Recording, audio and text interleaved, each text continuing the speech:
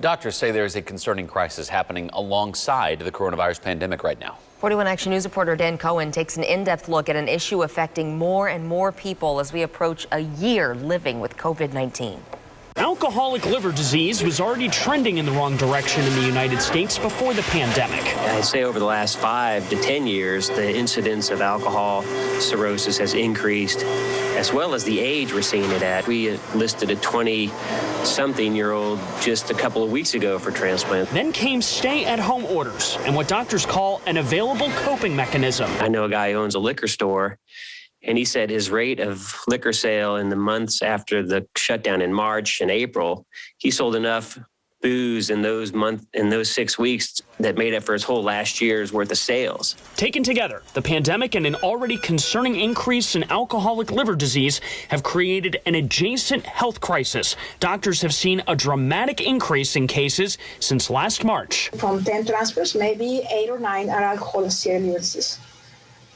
So it is incredibly evident that this is a problem.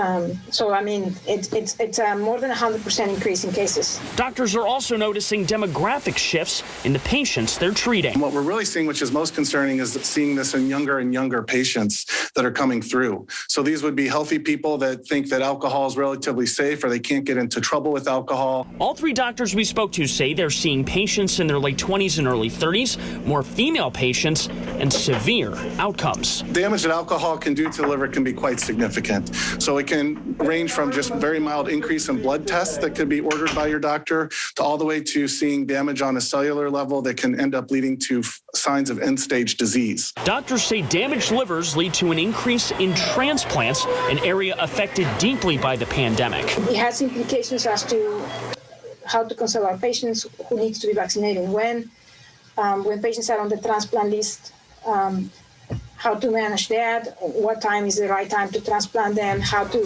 test for COVID-19 right before the transplant, not only for our recipients, but on the donors. Local health leaders are seeing the intertwined effects of the pandemic and alcohol use firsthand. I did see a person who lost their job from the pandemic and was spending time at home and turned to alcohol for coping mechanisms, and within 9 months of the pandemic had gone from purely normal functional person to now needing a liver transplant. As for COVID-19 itself and the vulnerability of the liver, doctors say that is also lethal. We have learned from recent publication that patients with chronic liver disease are 3 times more likely to die from COVID-19 as a complication as it relates to having underlying liver disease and the COVID-19. A comorbidity that comes with a singular message from the medical community: drink responsibly. We want people to understand that, yes, alcohol has been used safely by people. It can also be a source of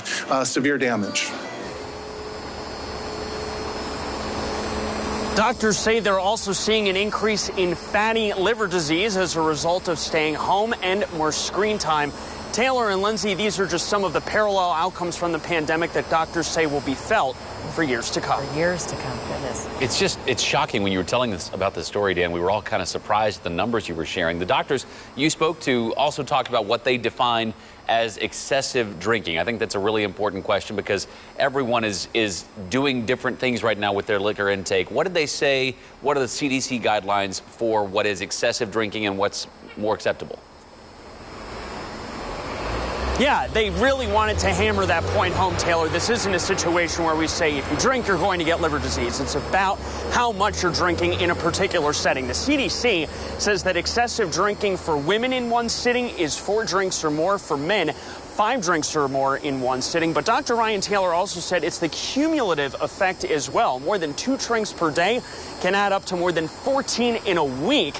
And he says that puts people at a greater risk of liver disease as well. That's really important to just stop and take stock. Absolutely. Dan, thank you very, very much.